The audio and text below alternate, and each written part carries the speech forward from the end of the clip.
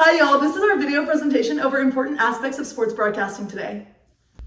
Okay. Hi, my name is Celeste, and to begin, I'm going to be talking about the importance of studio show style sports broadcasting. So, studio show broadcasting remains hugely important in today's sports media landscape. Even as live game coverage and social media highlights dominate, these shows have evolved from simple pre- and post-game shows into more dynamic content shows that entertain, educate, and engage the audience. So here's why they matter. Number one, for context and analysis, the studio shows break down what happens and why it matters, something fans can't always get from watching the game or watching highlights or in-game commentary. Analysts provide deeper insights, tactical breakdowns, and provide the big picture context to enrich the fan experience. The second thing is expert personalities that build connection with the audience. For example, from legends like Shaq and Charles Barkley on Inside the NBA to former coaches and players on NFL Live or College Game Day. The viewers tune in not just for the content, but obviously for the big personalities. These shows build trust, familiarity, and loyalty, and they try to keep fans engaged between games. Next, we have the pre- and post-game show ritual. The studio shows are often a fan's entry point or debrief around a game. These pre-game shows set the tone with storylines and expectations. These post-game shows serve as an immediate reaction space, giving fans the chance to process what they just watched. Next, we have shaping narratives and headlines. Studio broadcasters influence public perception, which they do by highlighting the breakout players, the controversial calls, or the league trends. Their takes often provide or drive sports talk for days or weeks, setting up debates on social media like TikTok or Instagram or even Twitter. And then lastly, visual engagement with HD visuals and then like television, like drawing on screen, graphics, highlight reels, and then dramatic slow-mo shoots. The studio shows make analysis entertaining and digestible. And this style elevates sports coverage into something spectacular and shareable. So for an example that I chose for studio show sports broadcasting, I chose the CBS Sports and the Champions League studio show. The CBS Sports crew for the UEFA Champions League the coverage is a standout example of how studio show style broadcasting can both be informative and also very entertaining. So I'm going to show, this is a photo of the crew right here. Lovely. And then a reason why the show does so good and is so popular amongst like many soccer fans across the world is that they have great chemistry and have very big personalities. The team features Kate Abdo, Thierry Henry, Jamie Carragher, and Micah Richards. And they just have incredible like on-screen chemistry, and they mix serious insights with humor, banter, and just great charisma, making the show feel like you're watching the game with extremely smart and funny friends. And then they just have really good dynamics talking about the game and just like their on-screen conversations. Next, elite analysis. Each analyst brings a different perspective, as 3 out of the 4 of them used to be professional soccer players. And then they break down matches with high-level analysis, and they never lose the viewer with too much just like nonsense. So it's both smart and also not boring. Next, entertainment plus expertise, which equals engagement. The CBS crew understands that sports broadcasting today is part show and also part sport. And whether it's Thierry roasting Micah or Kate teasing the guys for viral moments with like Micah Richards' laugh, they balance the gravity of the Champions League with genuine fun, and it just makes the coverage highly watchable before, during, and after matches. And then lastly, they have very viral and just like awesome social media content. So CBS does a really good job of understanding the power of social media. So the clips from their studio shows regularly go viral. And then also the behind the scene moments, jokes, and debates. And then they get posted on social media, mostly on TikTok. And then this makes part of the broader cultural conversation go just beyond the sports. So I'm gonna show a little video on the TikTok that was posted on their TikTok. If I can get the thing to go in my brightness. Hold up. Three men feeling the full spectrum of football emotions today. Thierry Henry anxious tonight as his Arsenal go against PSG. Jamie Carragher elated on Sunday when his Liverpool clinched the Premier League title, and Big Meek's Micah Richards rides with too many clubs to know what he really feels. Then had him down on Saturday when they lost in the semi-finals of the FA Cup. He bounced back on Sunday when Manchester City won their semi. Money might buy you an ambassador, but it can't buy you love. And tonight, his first love, the Arsenal. Yes. Okay, that's just one example. So now I'm gonna hand it over to Shayla. Okay. My name is Shayla, and I will be talking about the evolution of sideline reporting. So originally, sideline reporters covered more breaking news, but today's sideline reporting has evolved to deeper, more immediate insights into the game. In early stages, the sideline reporters in the early stages of sideline reporting around the 70s and 80s, technology developments were happening fast. Games started to be televised more, and handheld cameras and microphones started to be used. Sideline reporters' original purpose was to provide exclusive access to breaking news, particularly on injuries and or significant on-field developments that wouldn't be apparent to the broadcast booth. The addition of them to the team of broadcasters was to offer a different visual perspective and gather information unavailable to other media. However, there were difficulties with this job. There were massive field restrictions, and while they were a part of the broadcast team, they weren't as integrated into the broadcast and mainly did segments in the pregame show. Then in the 90s and the 2000s, halftime interviews became more standard practice, mainly interviewing coaches and sometimes players as well, and the field restrictions started to be lifted. They eventually became more primarily focused on injuries, relaying coaching adjustments, and offering observations on team dynamics directly from the field.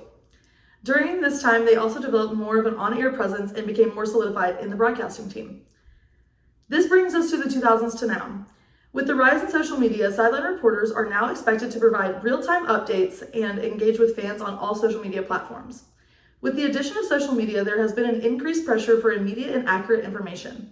Sideline reporters have also started doing social media across many platforms to help gain that online presence. For example, Aaron Andrews and Charissa Thompson have a podcast called Calm Down with Aaron and Charissa. This gives viewers the opportunity to get to know them in a way while they talk about work on they also talk about their personal life. Their tagline says that the podcast is all about conversations you would have with your friend when you think others aren't listening, and that it's like a text chain put into a podcast. Like in this clip, they are talking about work and chit-chatting, but it also allows you to see who they are more as people.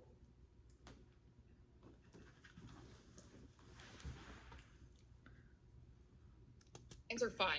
The Lions are a blast. Being on their sideline and watching that offense and Jared Goff saying going into that game, like, we could be and this is one thing people don't realize. When you get great quotes from athletes and you can't say it exactly how they said it, and he just said freaking. Like, he goes, we have the ability to be really, really freaking good on offense. And I was like, I wish I could say freaking, but you can't.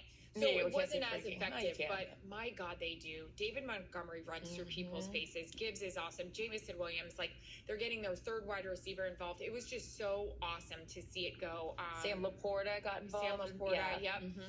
Dan Campbell, we don't need to say anything about him that everybody doesn't already know. He is as advertised. He is that guy. How do you not want to play for him? His halftime interviews are so wonderful. And with that, I'm going to throw it over to Brooke. Hi there, I'm Brooke. So I'm going to be talking about the rise of social media in sports broadcasting. So now, social media isn't just for like memes and then people with very strong opinions. It's now a legitimate platform for people to broadcast information like sports and stuff like that.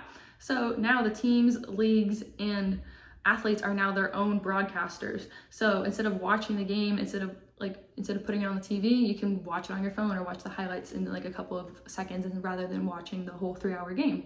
So what is social media sports broadcasting? So it's the delivery of sports content on social media platforms like YouTube Live, TikTok and Instagram Reels, Twitter or X, and Facebook Live. So they'll post like full games or post-game shows, highlights and fan reactions, live commentary, videos, and then streaming.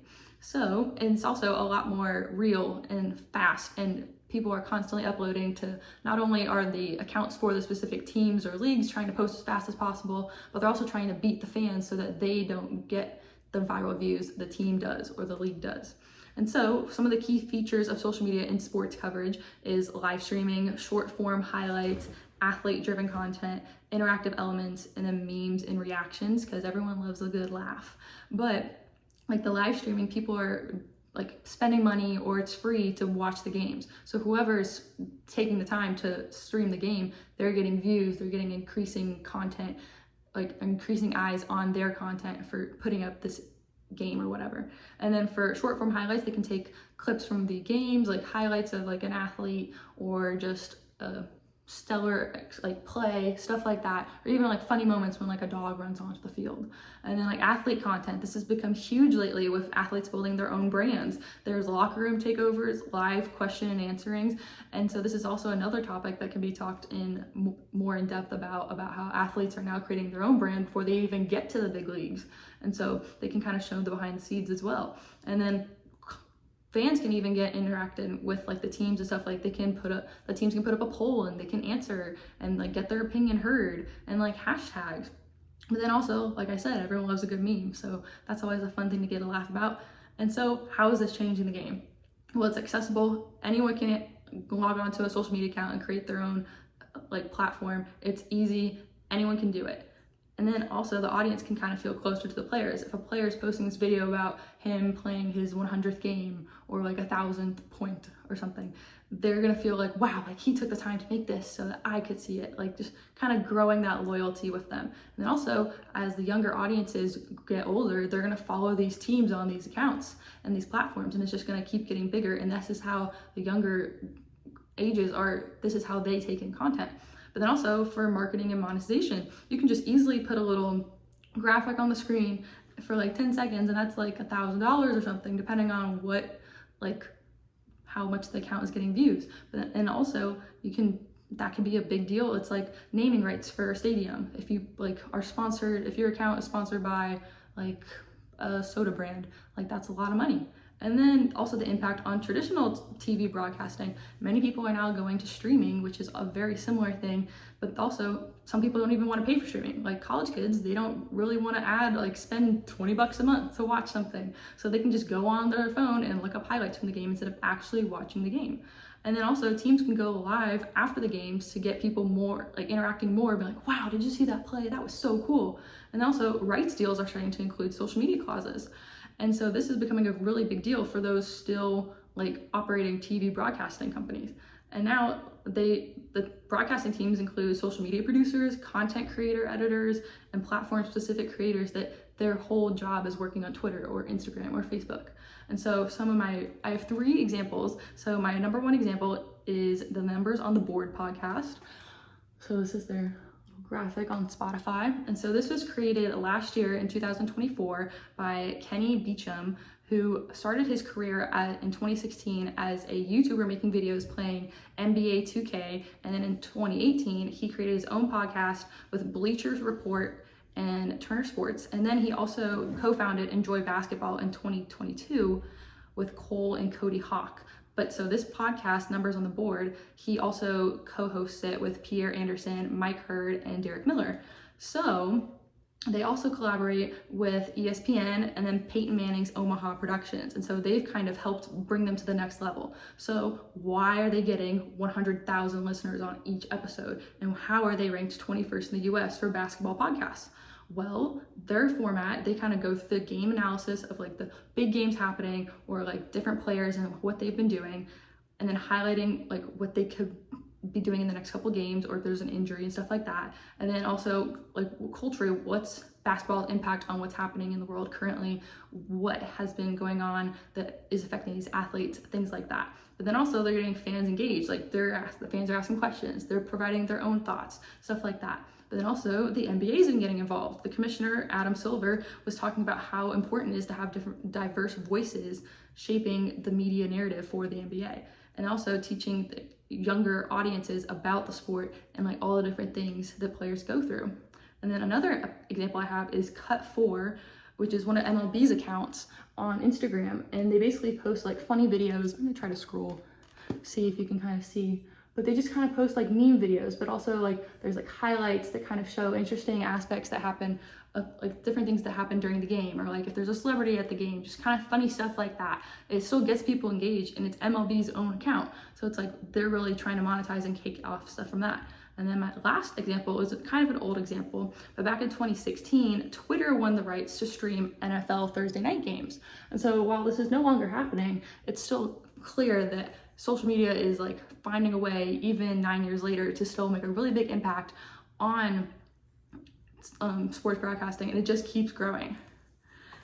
So, and with that, this completes our overview of the important aspects of sports broadcasting today.